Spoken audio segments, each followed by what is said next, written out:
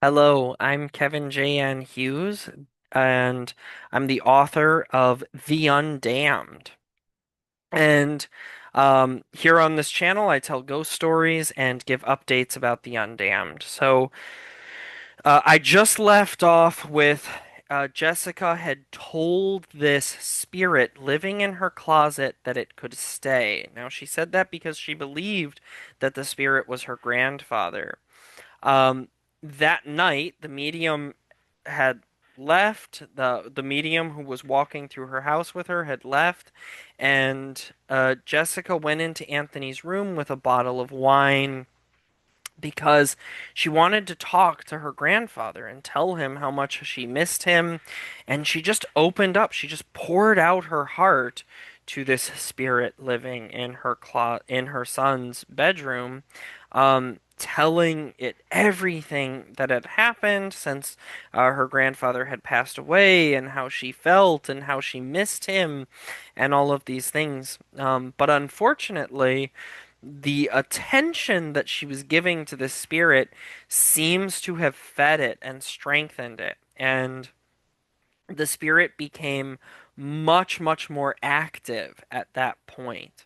So from that night forward, Jessica and Eric's son Anthony started saying that he had a friend that Jessica kind of thought might be an imaginary friend named EB.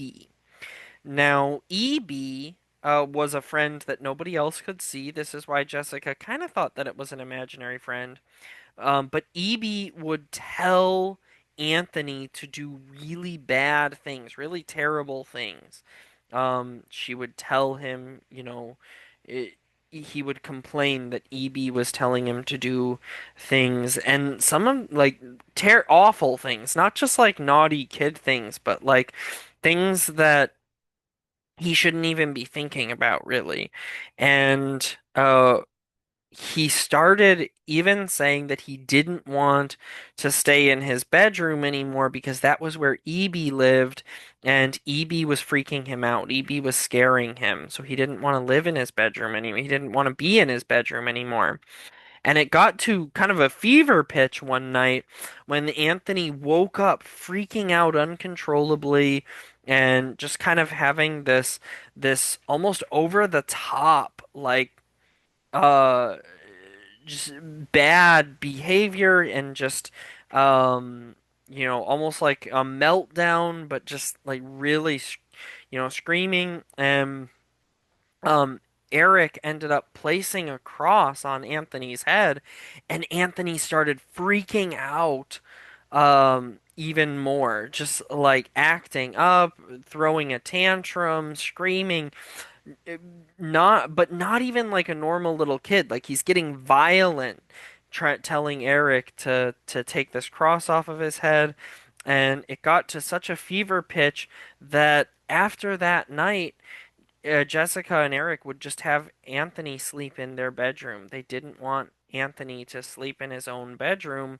And then he was acting better, and he said that all of this was happening because of EB.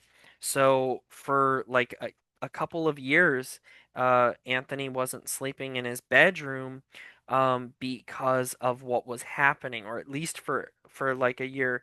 Let me see. I think she told me in the notes. I think she said it was a year. Um, that Anthony was not sleeping in his bedroom because they were trying to avoid this EB. So find out what happens with that next time.